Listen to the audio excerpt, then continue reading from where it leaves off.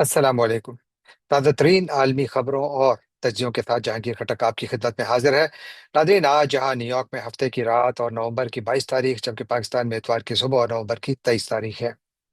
ناظرین، خبریں بہت ہیں، سیدھا خبروں کی جانب بڑھتے ہیں۔ ناظرین، سب سے پہلے میں آپ کو ایک ویڈیو دکھاتا ہوں جو کسان پاکستان نامی ایک ٹویٹر اکاؤنٹ سے جاری کی گئی ہے،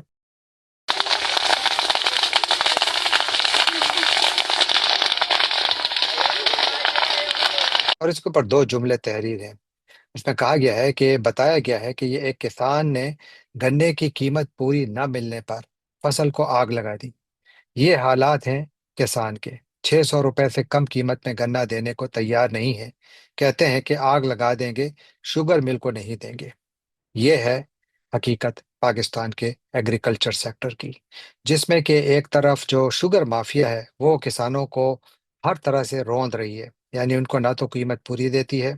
نہ ہی جو قیمتیں پہلے سے طے ہوتی ہیں وہ دی جاتی ہیں، اور نہ ہی شوگر مل کا جو کرشنگ سیزن ہے اس کو ٹائم پہ چلایا جاتا ہے، جس کا مطلب یہ ہوا کہ گنے کو سوکھنے دیا جاتا ہے جتنا زیادہ، یعنی کسان کو مجبور کیا جاتا ہے کہ وہ ٹرالیاں جو بھری ہوئی ملز کے باہر کھڑی ہوتی ہیں، وہ جب سوکھنا شروع ہوتی ہیں تو ان کی بیسیکلی تھوڑا وزن کم ہو جاتا ہے۔ تو یہاں پر بھی جو یہ شوگر مافیا ہے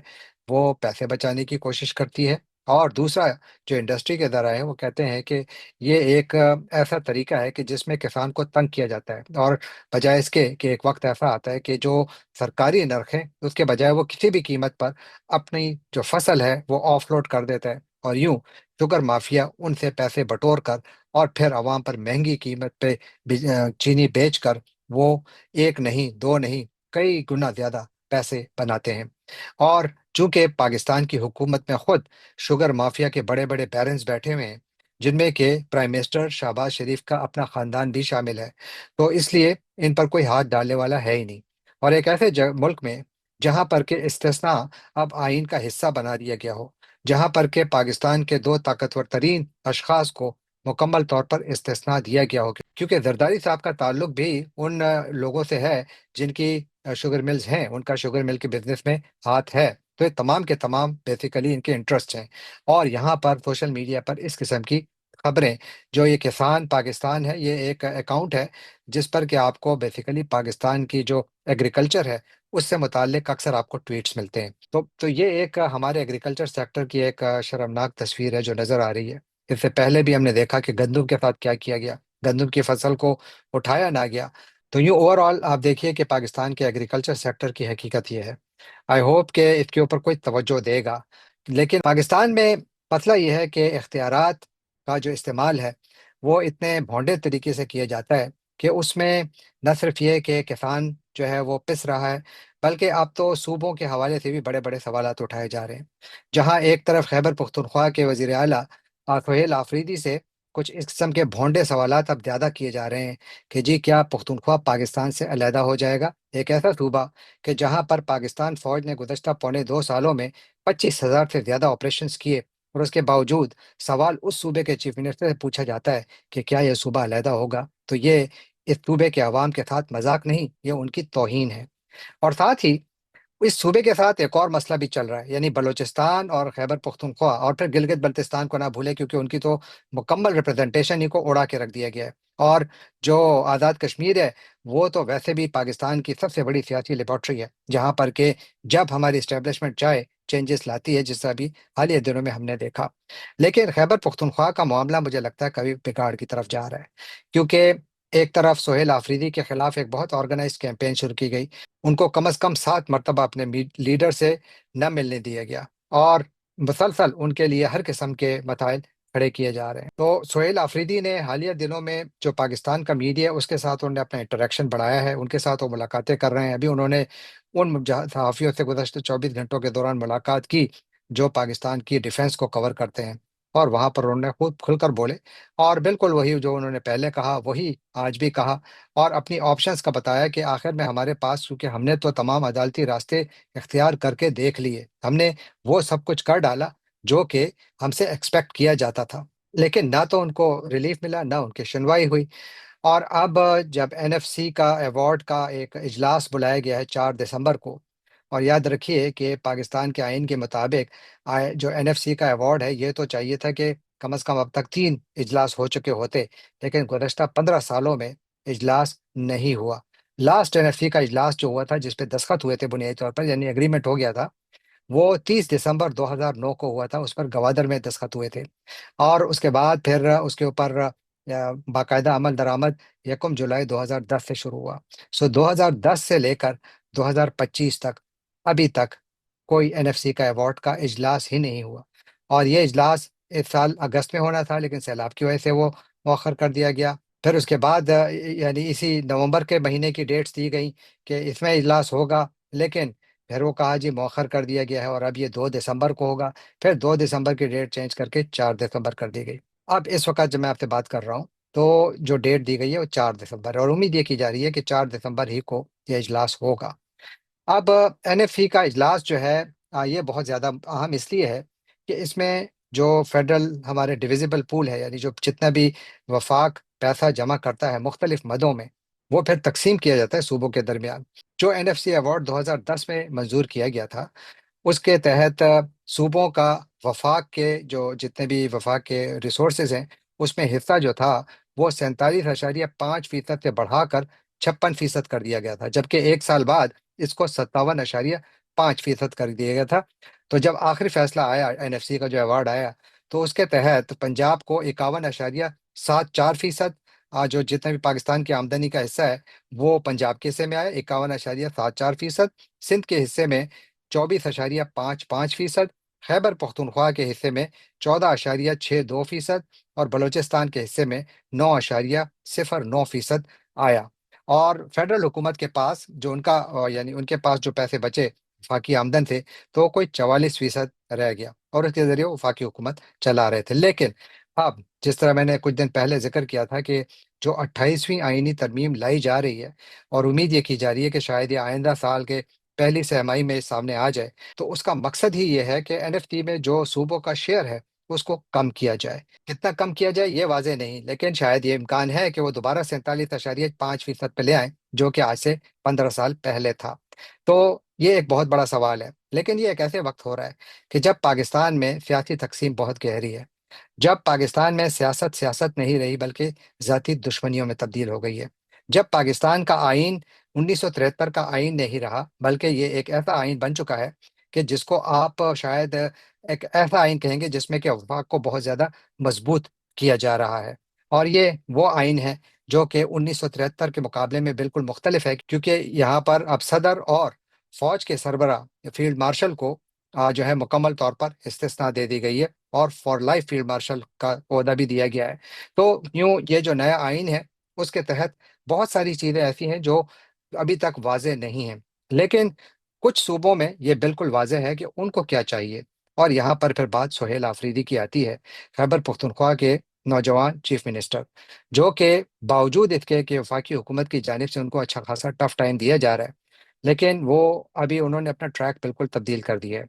وہ آج بھی پاکستان کے جو ڈیفنس کورسپونڈنٹس ہیں ان کے ساتھ انہوں نے ملاقات کی، چونکہ KP میں اس وقت سب سے بڑا مسئلہ امن عامہ کا ہے، تو ان کے ساتھ انہوں نے اسی پر بات کی اور بڑی تفصیل سے بات کی۔ اور اس کے بعد پھر پاکستان کے سوشل میڈیا پر مختلف قسم کے جو بیانیے تھے وہ سامنے آئے، لیکن ان بیانیوں کو سائڈ پر رکھ کر آپ صرف ایک چیز پر توجہ دیں، اور وہ ہے NFC۔ اور NFC کے حوالے سے سہیل آفریدی نے گزشتہ 24 گھنٹوں میں نہیں بلکہ جب سے وہ حکومت میں آئے ہیں وہ یہی مطالبہ کرتے چلے آ رہے ہیں کہ خیبر پختونخوا کا حصہ ابھی تک ان کو نہیں دیا گیا، یعنی جو نیٹ ہائیڈل پروفٹس ہیں جس میں کوئی 2200 ارب روپے ایک بنتے ہیں اور کوئی 800 ارب روپے دوسرے بنتے ہیں، کوئی 3000 ارب کا وہ بات کر رہے ہیں کہ پاکستان کے اس صوبے کا حق بنتا ہے وفاق سے، جو کہ ان کو نہیں دیے جا رہے۔ وہ کہہ رہے ہیں کہ یہ ہمیں پہلے واپس کریں، یہ پیسے آپ ہمیں دیں، اور اس کے بعد پھر ساتھ وہ کہتے ہیں کہ میں NFC کی میٹنگ میں ضرور بیٹھوں گا اور وہاں پر میں یہ مطالبہ کروں گا کہ جو ہماری واجبات ہیں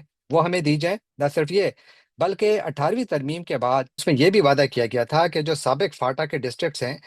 جن کو اب سیٹلڈ ایریاز میں مرج کر دیا گیا، یعنی وہ خیبر پختونخوا کا حصہ بن چکے ہیں، تو ان کی ترقی کے لیے حکومت ہر سال 100 ارب روپے کی اضافی رقم دے گی۔ لیکن گزشتہ 7 سالوں میں خیبر پختونخوا کو اس مد میں صرف 149 ارب روپے دیے گئے ہیں، حالانکہ ملنے کتنے چاہیے تھے؟ 700 ارب۔ تو سہیل آفریدی کہتے ہیں کہ ہمارا ڈیفیسٹ وہاں پر بھی کوئی 550 ارب کا بنتا ہے۔ تو یوں اوور آل خیبر پختونخوا جو وفاق سے ڈیمانڈ کر رہا ہے کہ جی آپ کے ذمے ہمارے کوئی 3,500 ارب روپے بنتے ہیں، آپ یہ ہمیں دیں، کیا وفاقی حکومت ان کو دے گی؟ آئی ایم ناٹ شیور، لیکن ایک چیز شیور ہے کہ اگر نہیں دے گی تو یہاں پر پہلے سے جو points of friction Khyber Pakhtunkhwa کی حکومت اور وفاق کے درمیان موجود ہیں، ان میں مزید اضافہ ہوگا۔ وہ خلیج جو اس وقت موجود ہے اس میں مزید اضافہ ہوگا، اور جس طریقے سے خیبر پختونخوا کے چیف منسٹر کو ٹریٹ کیا جا رہا ہے، یعنی آپ دیکھیے کہ پاکستان کے ایک صوبے کی چیف منسٹر کو پاکستان ایئر فورس اپنا سب سے بڑا جہاز دیتی ہے، اور وہ اس پر برازیل اور دوسرے ملکوں کا سفر کرتی ہیں، ایک جاپان بھی گئی، کہاں کہاں گئی مریم نواز شریف صاحبہ۔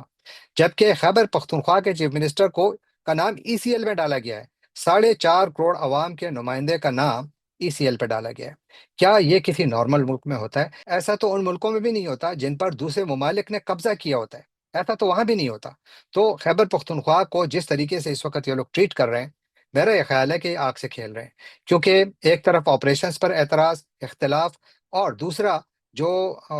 خیبر پختونخوا کا حصہ ہے ڈویزیبل پول سے، جو اس کو نہیں دیا جا رہا، اور پھر ساتھ یہ کہ اس کے جو یعنی عوام کا جو نمائندہ ہے اس کے ساتھ جس طریقے کا ان وفاقی حکومت کا طرز عمل ہے، یہ تمام چیزیں وہ ہیں کہ جس پر اعتراض ہی اعتراض بنتا ہے، اور اس کی وجہ سے یہاں پر فرکشن بہت زیادہ بڑھ رہی ہے، جو کہ پاکستان کے لیے بالکل اچھی خبر نہیں ہے۔ میرا خیال یہ ہے کہ پاکستان کی وفاقی حکومت اور وفاقی جتنے بھی ادارے ہیں، ان کو ایک مرتبہ یہ ضرور سوچنا ہوگا کہ یہ آخر یہ اگر اس طریقے سے اس روش کے ساتھ وہ پاکستان کو کس طرف لے جا رہے ہیں، کیا اس کے ذریعے پاکستان کا وفاق مضبوط ہوگا، صوبے کمزور ہوں گے، یا وفاق تمام صوبوں پر کچھ ایسا کنٹرول کر لے گا کہ تمام پاکستان کو ایک صوبہ بنا کر ان کو ٹریٹ کیا جائے گا، بلکہ ان کو ایسا ٹریٹ کیا جائے گا کہ جہاں پر ان کے اندر ایلینیشن بڑھے گی۔ دیکھیے بلوچستان میں پہلے سے بڑھ چکی ہے، اور خیبر پختونخوا کو اسی طرف دھکیلا جا رہا ہے۔ یہی حال گلگت بلتستان کا بھی ہے، جا کر پوچھیں گلگت بلتستان کے لوگوں سے کہ وہاں پر کس قسم کا سینٹیمنٹ پایا جاتا ہے، جہاں پر کہ جو پولیٹیکل انجینئرنگ کر کے ایک منتخب حکومت کو ختم کیا گیا، اور اس کے بعد پھر وہاں پر جس قسم کے حالات ہیں وہ سب کو معلوم ہے۔ آئی وش کہ اگر کوئی آزاد کوئی صحافت ہوتی اور جا کر صرف یہ چیک کرتی کہ وہاں پر عوام کے جو اس وقت ان کی جو جذبات ہیں، عوامی جذبات ہیں، وہ کہاں کھڑے ہیں۔ تو پاکستان میں ایک جو بہت بڑا انسٹیبلٹی کا فیکٹر ہے، وہ مجھے یہ نظر آ رہا ہے کہ NFC پر بھی ایک بہت بڑا ایک یعنی ٹکراؤ ہو سکتا ہے، اور اس میں یاد رکھیے ایک خیبر پختونخوا نہیں ہے، اس میں آپ سندھ اور بلوچستان کو نہ بھولیے، وہ بھی اس میں آواز اٹھائیں گے، اور اگر وہ آواز اٹھائیں گے تو مجھے بتائیے کہ مضبوط وفاق کو کرنے والی جو یہ انجینئرنگ ہے، اس میں پاکستان کہاں رہے گا؟ اس میں تو پاکستان کی جو اکائیاں ہیں وہ بہت زیادہ ناراض ہوں گی، تو خلیج بڑھے گی اور پاکستان میں انسٹیبلٹی بڑھے گی۔ تو وہ خواب جو کہ میرا بھی ہے اور آپ کا بھی ہے کہ ہم پاکستان کو ایک مستحکم پاکستان دیکھنا چاہتے ہیں، جہاں پر ترقی ہو، جہاں پر امن ہو، جہاں پر سیاسی استحکام ہو، جہاں پر عوام کی حکومت ہو، جہاں پر ادارے اور عدلیہ تمام ایک ہی آئین کے پابند ہوں، جہاں پر آئین کا استعمال خاص لوگوں پر خاص طریقے سے نہ کیا جائے۔ لیکن کیا ایسا ممکن ہے؟ یہ میں آپ کے لیے چھوڑتا ہوں، آپ اس پر کامنٹ کیجئے اور بتائیے کہ کیا ایسا ممکن ہے، لیکن اس وقت یہ معاملہ ٹھیک نہیں ہے۔ ایک اور جو بڑی خبر ہے جس پر کہ میں 2-3 دن سے بات کرنا چاہتا تھا، کیونکہ دیکھیے دبئی ایئر شو میں ایک بہت بڑا حادثہ پیش آیا، وہاں پر انڈین ایئر فورس کا ایک تیجس طیارہ لڑکا طیارہ جو ہے وہ کریش ہوا، اس میں جو ان کے پائلٹ تھے انہوں نے بھی اپنی جان گنوائی، اور it's a very tragic incident actually, کیونکہ جس طریقے سے سب کی آنکھوں کے سامنے ایک شخص جو کہ اپنے ملک کی ایک پروڈکٹ کو ڈسپلے کر رہا تھا اور بڑے پراؤڈلی کر رہا تھا، لیکن اس کے ساتھ اتنا بڑا حادثہ پیش آیا۔ لیکن اس حادثے کی تو ابھی تحقیقات ہو رہی ہیں، ہر قسم کی باتیں یعنی اس وقت گردش میں ہیں، تو میں اس بات پر نہیں کچھ بات کروں گا، کیونکہ نہ تو میں ایویشن ایکسپرٹ ہوں اور نہ میں اس پر کوئی سویپنگ سٹیٹمنٹ دوں گا۔ لیکن میں اس کے اوپر اس حوالے سے بات کروں گا کہ یہ جو تیجس کا جو ایک پروجیکٹ ہے، یہ بھارت کی حکومت کا کئی یعنی 4 دہائیوں پر محیط ایک پروجیکٹ ہے، جس پر کہ بھارت نے گزشتہ 42 سال سے کام شروع کیا ہے، لیکن آج تک یہ کیوں وہاں تک نہیں پہنچا؟ کیوں آج بھارتی میڈیا میں یہ خبریں آ رہی ہیں کہ یہ جو حادثہ ہوا ہے دبئی میں، اور ہندوستان ایروناٹکس لمیٹڈ وہ ادارہ جو کہ تیجس طیارے بناتا ہے، اس میں اعتماد کم ہو گیا ہے؟ भारत کے اندر بھی، یعنی بھارت کے اپنے ایئر چیف کہہ چکے ہیں کہ ہمیں اس کے اوپر اعتماد نہیں رہا. تو ایک تو یہ حادثہ یعنی بڑا ٹریجک تھا، یہ اس کا ایک ایلیمنٹ ہے جس میں کہ ہم سارے شریکے کے بہت زیادہ یعنی تکلیف دہ واقعہ ہے، کوئی بھی انسان اس طریقے سے جان گنوائے. اور ساتھ پھر ایک اور جو ایلیمنٹ ہے وہ یہ کہ بھارت اس طیارے کو دبئی ایئر شو میں اس لیے بہت زیادہ پیش پیش کر کے، یعنی اس کے ہر قسم کے کرتب دکھا رہا تھا، اس کی جو جو پاور ہے وہ دکھا رہا تھا. وہ چونکہ اس میں ناکامی ہوئی تو اس سے اس طیارے کی مارکیٹ کو بہت بڑا دھچکا لگا. تو تیجاس جو ہے یہ ایسا طیارہ نہیں ہے کہ 100% بھارت میں تیار کیا جاتا ہے. یعنی اس کا جو انجن ہے وہ امریکی ساختہ GE404 انجن ہے. اس کا جو ریڈار ہے، یعنی اس جہاز میں جو ریڈار استعمال ہوا ہے وہ اسرائیل کا بنا ہوا ہے. اور ساتھ مختلف دوسرے ویپن سسٹم جو ہیں وہ بھارت سے باہر بنائے گئے ہیں. تو یوں یہ ٹوٹل انڈیجنس طیارہ نہیں ہے. لیکن بھارتی حکومت جس طریقے سے وہ انڈیجنائزیشن کو انہوں نے ایک پروگرام شروع کیا ہوا ہے، ایک بڑا ایمبیشیس پروگرام ہے اور اچھی بات ہے. کوئی بھی ملک اگر یہ کرنے میں کامیاب ہو جائے تو بہت بڑی بات ہے. لیکن اب بھارت میں یہ ایک بہت بڑا ایک بحث شروع ہو گئی ہے کہ اس کی وجہ سے دو تین چیزیں ہو گئی ہیں. ایک تو بھارتی فضائیہ کی اپنی جو اس کا کانفیڈنس ہے حال کے تیار کردہ طیاروں میں، اب وہ گر گیا ہے. دوسرا، چونکہ یہ ایک انٹرنیشنل ایئر شو میں یہ حادثہ پیش آیا تو اس کی وجہ سے جو بھارتی ٹیکنالوجی ہے، یعنی اس میں جتنی بھی ٹیکنالوجی استعمال ہوئی، جیسے میں نے کہا انجن اور ریڈار تو اسرائیل اور امریکہ کے بنے ہوئے ہیں، لیکن جو باقی جو اس کا ایئر فریم یا دوسری چیزیں جو ہیں یہاں بنی ہوئی ہیں، تو اس کے حوالے سے پہلے سے بھی خبریں تھیں. یعنی پہلے ایک خبر آئی کہ اس سے تیل سرک رہا تھا، کہیں پر طیارہ کھڑا ہوا تھا اس سے تیل گر رہا تھا، کہیں لیکیج ہوئی ہوئی تھی. اور اس کے اوپر پھر ایک اور بھی ایک الزام لگ رہا ہے کہ جو ہال کا جو اوور آل ان کا جو پروڈکشن لائن ہے وہ بہت زیادہ انکنسسٹنٹ ہے. یہ چیزیں ڈیلیور نہیں کر پاتے اور ان کی جو کوالٹی ہے وہ بھی اس کو مینٹین نہیں کر پاتے. ساتھ ہی اس کی جو گلوبل ریلائبلٹی پرسیپشن ہے، یعنی لوگوں کا جس میں جیسے میں نے عرض کیا کہ اعتماد ہے، بھارت میں تو گرا ہی، عالمی سطح پر بھی گرا، کیونکہ بھارت کی بڑی کوشش تھی کہ یہ جو طیارہ ہے یہ بھارت نے ارجنٹینا کو بھی پیش کیا، کچھ اور ممالک کو بھی پیش کیا کہ اگر آپ یہ خریدنا چاہتے ہیں تو ہم آپ کو دیں گے. لیکن ان کا آج تک کسی کے ساتھ، ایک ملک کے ساتھ سودا نہیں ہو پایا. اس وقت اس کا واحد خریدار جو ہے وہ بھارتی ایئر فورس ہے. اور بھارتی ایئر فورس کے جو چیف ہیں، air chief marshal AP Singh, ان کو بھی انہوں نے اوپنلی کہا ہے کہ ان کو کوئی کانفیڈنس ہی نہیں ہے ہال کی پروڈکٹس میں. میں نے پہلے عرض کیا تھا کہ بھارتی ایئر فورس کو ہال نے اس سال کے فروری تک 7 طیارے ڈیلیور کرنے تھے، لیکن 7 نہیں، وہ 11 طیارے تھے اور 11 میں سے ایک بھی ڈیلیور نہیں کیا گیا. اور ساتھ پھر یہ واقعہ جب پیش آیا تو اس کے بعد پھر دنیا میں ایک نئی بحث شروع ہو گئی. کچھ بھارتی میڈیا میں دیکھ رہا تھا کہ وہاں پہ وہ کہہ رہے تھے کہ جی پاکستان نے پروپیگنڈا شروع کر دی ہے کہ JF-17 تھنڈر بہت زیادہ اچھا جہاز ہے. J-10 کو موقع مل گیا، پھر یورپین جہازوں کو موقع مل گیا کہ وہ دنیا میں اپنی پروڈکٹس کو مزید آگے ان کو یعنی پروموٹ کریں، کیونکہ وہ زیادہ سیف جہاز ہیں، زیادہ اچھے ہیں اور ان کو زیادہ ایگریسولی مارکیٹ کرنے کا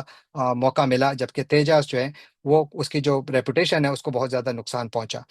یہاں پر ایک چیز میں آپ کو یاد دلاؤں کہ جو ہندوستان ایئرونوٹکس لمیٹڈ ہے، یہ ایک نہیں، یہ تو بہت بڑی انڈسٹری ہے اور بہت کچھ بناتے ہیں. ان میں سے ہال جو ہے یہ ایک ہیلی کاپٹرس بھی بناتے ہیں، اس کو دھروف، اگر میں اس کو پراپرلی پروناؤنس کر رہا ہوں، دھروف کے نام سے ہیلی کاپٹر بناتے ہیں.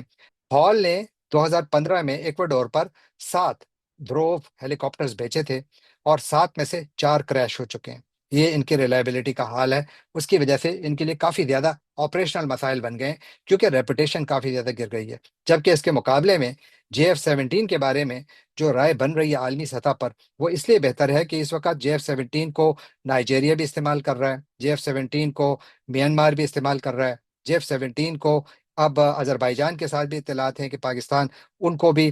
دے گا، فراہم کرے گا. تو JF-17 نے اپنے لیے شاید زیادہ بہتر مارکیٹ بنا لی ہے، باوجود اس کے کہ JF-17 بہت نیا پروجیکٹ ہے. یعنی پاکستان نے بہت لیٹ اس پر کام شروع کیا تھا چین کی مدد سے. جبکہ تیجاس جو ہے اس کو تو بنیادی طور پر جو انیشیٹ کیا گیا تھا light combat aircraft programme کے تحت 1983 میں، یعنی آج سے 42 سال پہلے. اور پھر 2001 میں پہلا جو اس کے تیجاس کا جو پروٹوٹائپ تھا اس نے پہلی اڑان بھری تھی. اور پھر 2011 میں اس کو انیشیل آپریشنل کلیئرنس ملی تھی انڈین ایئر فورس کی جانب سے. اور پھر گزشتہ تقریباً 14-15 سالوں میں چاہیے تو یہ کہ یہ بہت کچھ، یعنی یہ بہت آگے جا چکے ہوتے. اور اب تک 2023 کے اور 2025 کے دوران یہ کوئی 180 جیٹس جو ہیں ان کے آرڈر ان کے پاس آ چکے ہیں اور وہ سارے کے سارے انڈین ایئر فورس کی جانب سے ہیں. اور ان میں اس کی جو مالیت ہے اس کے بارے میں ابھی آپ کو کمپیریزن دینا چاہتا ہوں. اسپیشلی پاکستان کے JF-17 اور تیجاس MK1A کے درمیان۔ تو جس طرح میں نے عرض کیا کہ تیجاس بھارت بناتا ہے، JF-17 پاکستان اور چائنا کے اشتراک سے بنایا جاتا ہے، اور ساتھ اس کی یونٹ کاسٹ جو ہے، بھارتی تیجاس کی یونٹ کاسٹ جو ہے وہ $39 ملین ٹو $42 ملین پیس بتائی جاتی ہے، یعنی ایک جہاز کی قیمت 39 سے $42 ملین بتائی جاتی ہے، جبکہ JF-17 تھنڈر کی قیمت $25 ملین سے $32 ملین تک بتائی جاتی ہے۔ اس کے اندر جو انجنز استعمال ہوئے، یعنی تیجاس میں جو انجن استعمال ہوا ہے وہ F404 ہے، جو امریکہ کا ساختہ ہے، جی بناتا ہے، جبکہ جو پاکستان کا جو JF-17 ہے، اس کے اندر جو انجن استعمال ہوتے ہیں وہ دو قسم کے ہیں۔ ایک چائنیز ہے WS-13، یا پھر اس کے اندر ایک ویریئنٹ ایسا بھی ہے جس میں کہ رشین RD-93 انجن استعمال ہوتے ہیں، ان کے مختلف جو بلاکس ہیں اس کے اندر۔ ان کے اندر جو ریڈار ہیں، جیسا میں نے آپ کو عرض کیا کہ تیجاس میں اسرائیلی ریڈار استعمال کیے جاتے ہیں، جبکہ جو JF-17 ہے اس میں چائنیز KLJ-7AB، اور جو ان کی سپیڈ ہے وہ دونوں کی برابر ہے 1.6 میک، اور جو ان کی رینج ہے وہ بڑی انٹرسٹنگ ہے۔ تیجاس کی رینج جو میں دیکھ رہا تھا ریسرچ میں، اگر یہ غلط ہو تو میں اپنے جو بھارت میں بیٹھے ہوئے دوست ہیں ان سے میری گزارش ہوگی کہ اگر میں غلط ہوں تو پلیز کریکٹ می۔ میں نے جو پڑھا ہے وہ ہے کہ 500 کلومیٹر اس کی رینج ہے سنگل فیول، اگر ایکسٹرنل فیول لگائیں تو شاید اس سے بڑھ جائے۔ اور پاکستانی جو JF-17 ہے ان کی رینج 1200 کلومیٹر ہے، کامبیٹ رینج۔ اور جو ایویونکس ہیں اس میں بھی ظاہر ہے کہ دونوں ممالک فورن کا جو سامان ہے وہ استعمال کرتے ہیں، فورن ٹیکنالوجی ہے ان کے اندر، دونوں میں ریفیولنگ کیپیسٹی ہے۔ اور جہاں تک اس کو ایکسپورٹ کرنے کی بات ہے تو بھارت نے آج تک یہ ایک طیارے بھی کسی بھی ملک کو نہیں بیچا، جبکہ پاکستانی طیارے جو ہیں وہ نائجیریا، میانمار میں اس وقت چل رہے ہیں، جبکہ ارجنٹینا بھی ایک پوٹینشیل بائر ہے، ارجنٹینا کو بھارت بھی یہی طیارے پیش کر رہا ہے۔ جبکہ ایک اور زاویے سے بھی اگر آپ دیکھیں تو جو اگر آپ جنریشن کے حساب سے دیکھیں تو جو تیجاس ہے اس کے بارے میں کہا جاتا ہے کہ یہ 4.5 جنریشن کا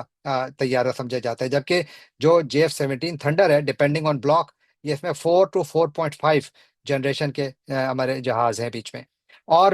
باقی اس کے علاوہ بھارت کی کوشش یہ بھی ہے کہ وہ برازیل پر بھی تیجاز بھیجنے کی کوشش کر رہا ہے، لیکن فی الحال اس کو یہ کامیابی نہیں ہوئی۔ اور پاکستان، نائجیریا اور میانمار اس کو استعمال کر رہے ہیں، جبکہ اس وقت دنیا میں بھارت واحد ملک ہے جو اس کو استعمال کر رہا ہے۔ اور ٹوٹل جو پروگرام کی کاسٹ ہے وہ بھارت میں کوئی 10 سے 11 ارب ڈالر بتائی جاتی ہے، اور پاکستان کا جو پروگرام ہے اس کے بارے میں ایسٹیمیٹس اویلیبل نہیں ہیں۔ یوں یہ جو پورا واقعہ ہوا ہے، جو کہ یعنی ایک میں نے جس طرح عرض کیا کہ کافی ٹریجک انسیڈنٹ تھا، لیکن یہ ہے کہ اس کے نتیجے میں بھارتی ٹیکنالوجی اور بھارتی طیارے کی ساکھ کو بہت زیادہ نقصان پہنچا ہے۔ اس میں بھارت میں بھی بہت زیادہ بحث ہو رہی ہے، اور اس میں پاکستان میں تو خیر بحث ظاہر ہے کہ پاکستان کی حکومت اور ریاست نے اتنی خبریں پیدا کر دی ہیں کہ وہاں پر ان موضوعات پر بحث کم ہی ہوتی ہے۔ آئی وش کہ ان پر بھی ہو، کیونکہ ایک تعمیری بحث ہے، اس میں کسی پر تنقید کرنا نہیں، کیونکہ بھارت نے بھی جو ڈیفینس ٹیکنالوجی ہے اس میں بہت زیادہ ترقی کی ہے، انہوں نے برہموس جیسے میزائل بنائے، لیکن تیجاس وہ ہے کہ جو ان کے لیے اب ایک بہت بڑا شاید مسئلہ بن گیا، فورسیبل فیوچر میں مجھے لگتا ہے کہ بہت بڑا چیلنج بن چکا ہے۔ جانے سے پہلے آپ سے ایک مرتبہ پھر درخواست کہ آپ ہمارے چینل کو سبسکرائب کیجئے، لائک کیجئے، شیئر کیجئے، کامنٹ کیجئے، اور بیل آئیکن کو کلک کرنا نہ بھولیے گا۔ آپ کا بہت بہت شکریہ۔